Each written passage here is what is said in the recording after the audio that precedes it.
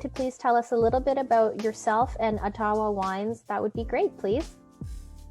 Okay, so Ataahua Wines, we started in 2008.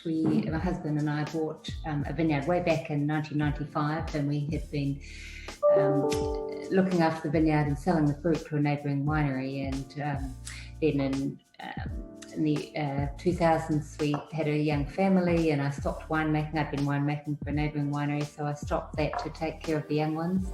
As they started to head off to school, I decided, right, it's time for me to get back into winemaking. So in 2008, instead of selling the fruit to a neighbouring winery, I started making wine. So for the first 2 years, I made it in a neighbouring facility. So I used their tanks, their everything, and in 2010 I set up our own facility, which is just converted a great big shed into a winery. Insulation, water, power, and everything we needed. And I should talk a little bit about the valley. So it's about 60 kilometres north of Christchurch, and it's quite a unique climate. Most of the Canterbury Plains are swept with either a nor'west, which is warm and dry from the west, or a cool and damp easterly. So in the Waipara Valley, we're sheltered from that damp easterly by a range of hills, a limestone range of hills. Mm-hmm. And so the predominant wind is a nor'west, so it's more warm and dry. And the valley is millions of years ago, 60 odd million years ago, it was actually a lake bed, and prior to the uplift, it was under the ocean. So there's quite a few really interesting fossils in the area, all embedded in the limestone and the limestone hills. So geologically, it's a really interesting area. Mm-hmm. For growing grapes, it's perfect, it's fascinating, and we have that warm climate with the mediating effect of the ocean, which is, as a crow flies, 10 kilometres away. But please offer us a tasting note of the 2019 Gewurztraminer.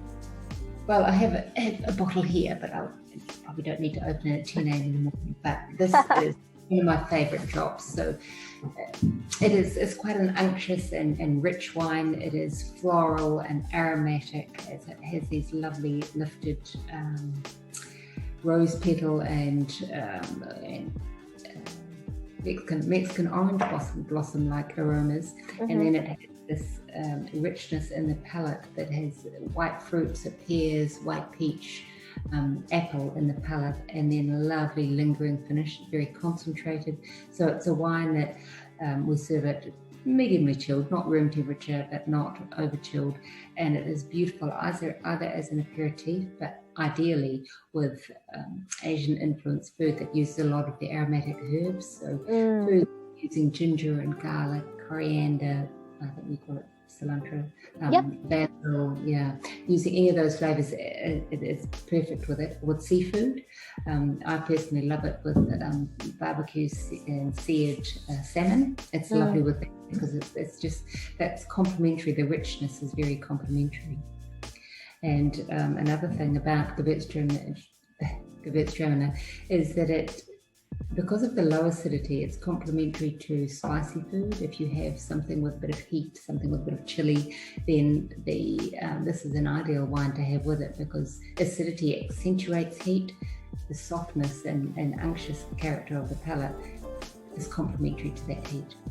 Okay, wow, great. I'm getting a little thirsty and a little bit